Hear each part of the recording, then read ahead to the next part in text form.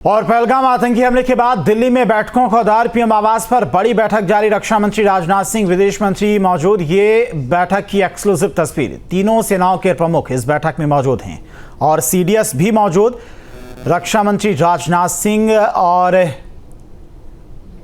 तस्वीरें आप देख सकते हैं। बैठक के एनएसए अजीत डोभाल भी तस्वीरों में नजर आ रहे हैं। तो बड़ी बैठक ये मानी जा रही। क्या कुछ इस बैठक में निर्णय लिया जाता है, इस पर भी सभी की निगाहें। तो बेहद अहम ये बैठक मानी जा रही है। बैठक की एक्सक्लूसिव तस्वीर। प्रधानमंत्री मोदी, तीनों सेनाओं के प्रमुख, सीडीएस और इसके अलावा एनएसए अजीत डोभाल भी इस बैठक में मौजूद हैं। रक्षा मंत्री राजनाथ सिंह भी मौजूद हैं। तो हर एक बैठक इस वक्त महत्वपूर्ण मानी जा रही है।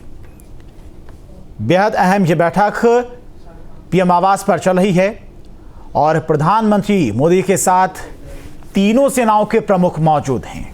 बेहद अहम यह बैठक। रक्षा मंत्री राजनाथ सिंह खुद मौजूद और एनएसए अजीत डोभाल भी मौजूद हैं।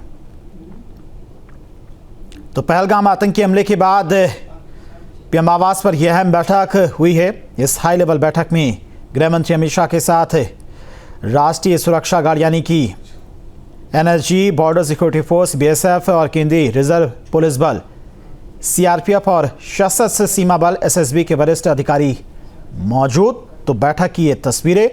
बेहद महत्वपूर्ण ये बैठक मानी जा रही है। तो पीएम आवास पर इस वक्त बड़ी बैठक चल रही है। पहलगाम आतंकी हमले को लेकर लगातार भारत सरकार की तरफ से रणनीति बनाई जा रही। किस तरह से पाकिस्तान को नेस्तनाबूद किया जाना है, इसको लेकर प्लानिंग की जा रही है। तो बेहद अहम और बड़ी बैठक ये मानी जा रही। तस्वीरें भी आप देख सकते हैं।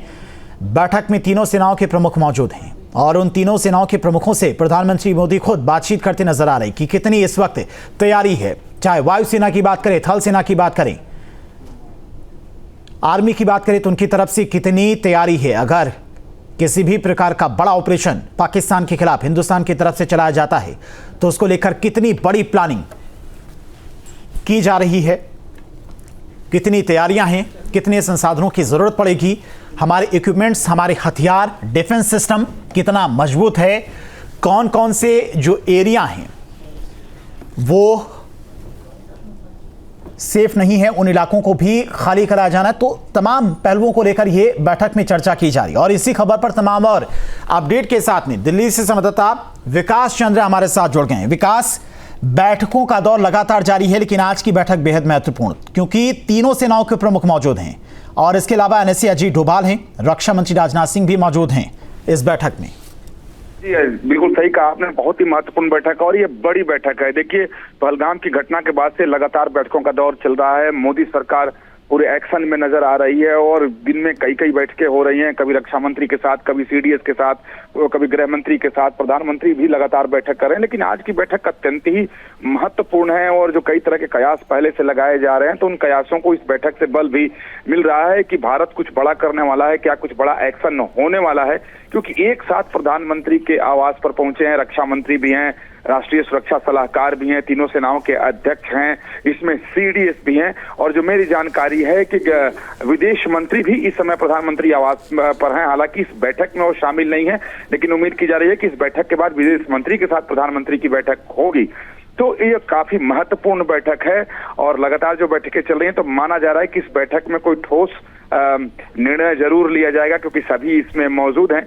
और जो अगर बड़ी बैठक है तो कहा जा रहा है कि भारत जो एक बड़ी तैयारी में है, तो शायद वो ये दिखाई भी इस बैठक से दे रहा है। हालांकि आधिकारिक तौर पर ये बिल्कुल जानकारी सामने नहीं आई है कि इस बैठक का एजेंडा क्या है और किन मुद्दों पर बात हो रही है। लेकिन देश का जो माहौल है, खासतौर पर पाकिस्तान के साथ और पहलगाम की घटना के बाद से, तो इस बैठक में मौजूद लोगों से ही अंदाजा लगाया जा सकता है कि क्या कुछ इसमें चर्चाएं चल रही होंगी। जी बिल्कुल। और जम्मू कश्मीर के 48 पर्यटन स्थल भी बंद किए गए, ये भी बड़ा फैसला लिया गया है। अभी हाल ही फिलहाल में एक और तस्वीर सामने आई थी जिसमें ये बताया जा रहा था कि जो पाकिस्तानी सीमा से सटे हुए इलाके हैं, चाहे राजस्थान की बात करें, पंजाब की बात करें, वो बॉर्डर के इलाकों में जिन किसानों की फसलें, विकास चंद्रा आपसे बात करें, जो फसलें जिनकी नहीं कटी थी उनको भी काटने के निर्देश दिए गए थे। और इसके साथ जम्मू कश्मीर के 48 पर्यटन स्थल भी बंद किए गए हैं। तो कोई बड़ा ऑपरेशन जरूर भारत की तरफ से चलाया जा सकता है। हालांकि ये बिल्कुल गोपनीय है। एक अपील भी की गई थी सभी मीडिया चैनल से कि जो फैसले लिए जा रहे हैं उनके बारे में ज्यादा बातचीत ना की जाए। विकास जी बिल्कुल, कई तरह के आदेश और निर्देश आए भी हैं और जब भी इस तरीके के हालात होते हैं, युद्ध या युद्ध की स्थिति बन रही होती है, तो कई तरह के निर्देश आते हैं और मीडिया उसका खुद भी पालन करती है और पालन भी हम सब लोग कर रहे हैं। लेकिन जो जम्मू कश्मीर में टूरिस्टों के लिए जो 48 इलाके प्रतिबंधित किए गए हैं, या देश के अंदर कई जगहों पे कई तरह की तैयारी चल रही है, राजधानी दिल्ली में भी कई तरह की तैयारी चल रही है। तो इसके अगर कश्मीर की सिर्फ बात करें तो एक तो सुरक्षा की दृष्टि से कि अगर कोई पर्यटक जाता है और पहलगाम की तरफ दोबारा कोई घटना ना हो, दूसरे जो एक सैन्य तैयारी देखने को मिल रही है और भारत सरकार जो एक्शन मोड में दिखाई दे रही है, तो उससे भी इसको जोड़कर देखा जा रहा है, क्योंकि तमाम इलाके सुरक्षित हो सके, वहां कोई भी जाए तो वो खतरे में न पड़े। इसके अलावा देश भर में कई तरह की तैयारियां चल रही हैं, बॉर्डर पर भी कई तरह की गतिविधि चल रही है। खेत इस पार के उस पार थे तो किसानों को भी कहा गया था कि अगर फसलें पक गई हैं तो आप जल्दी उसे समेट लें,